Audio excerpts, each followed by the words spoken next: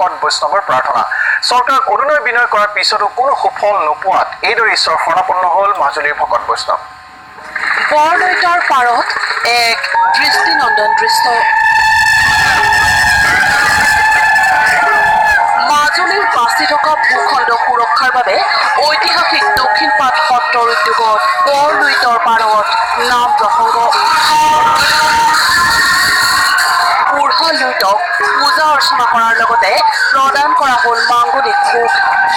মূলতঃ মাজুলীৰ সুৰক্ষাৰ বাবে বাবা ব্ৰহ্মপুত্ৰক এনেদৰে পূজন কৰিলে দক্ষিণপাট সত্ৰই সমান্তৰালকৈ দক্ষিণপাট সত্ৰই আয়োজন কৰিছে ৩৬৪ বছৰীয়া উদয়াস্ত পালনাম জনবিশ্বাস অনুসৰি দক্ষিণপাট সত্ৰই যি ঠাইত সভক্তিৰে বাবা ব্ৰহ্মপুত্ৰক মাংগলিক ভোগ প্ৰদান কৰি আহিছে সেই স্থানতে খহনীয়া নোহোৱা হৈছে আৰু এই জনবিশ্বাসকে বুকুত সামৰি পুনৰবাৰ সুদীৰ্ঘ ১২টা বছৰৰ পিছত দক্ষিণপাট সত্ৰই এনেদৰে মাজুলীৰ ভূখণ্ড ৰক্ষাৰ বাবে বাবা ব্ৰহ্মপুত্ৰলৈ আগবঢ়ালে মাংগলিক ভোগ বাবা ব্ৰহ্মপুত্ৰক বিধিমতে পূজা অৰ্চনাও কৰা হয় আৰু তাৰ বাবে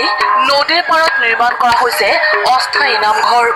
আৰু ব্ৰহ্মপুত্ৰৰ পাৰলৈ এনেদৰে সত্ৰৰ ভুৱন মোহন বিগ্ৰহ আনি ময়ূৰ সিংহাসনত প্ৰতিষ্ঠা কৰি বিশাল শোভাযাত্ৰা উলিওৱা হয়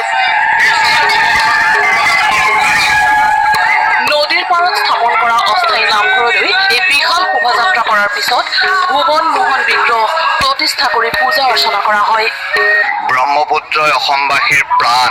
অসমবাসীৰ অন্নদাতা সেয়া আমি ব্ৰহ্মপুত্ৰৰ প্ৰতি শ্ৰদ্ধা নিবেদন কৰা এটা পৰম্পৰা আছিল যি বিধান বাসুদেৱ প্ৰভু ঈশ্বৰে বিধি নিৰ্ণয় কৰি গৈছিল সেই বিধিৰে আজি আমি তৰ্পণ দিছোঁ অসমত যি প্ৰতি বছৰে বানপানীৰ পৰা বিপদ সংকেত আহে সেই বিপদ সংকেত ব্ৰহ্মপুত্ৰ বাবাই যেন নাইকিয়া কৰক অসমৰ উন্নতি হওক অসমৰ ৰাইজৰ শান্তি হওক এই আমাৰ কামনা মাজুলীৰ ৪গৰাকীকৈ সত্ৰাধিকাৰৰ লগতে ২জনকৈ আহোম ৰাজ পৰিয়ালৰ বংশধৰে অংশগ্ৰহণ কৰিলে এই পূজা তৰ্পণত ১২ বছৰৰ মূৰে মূৰে আমাৰ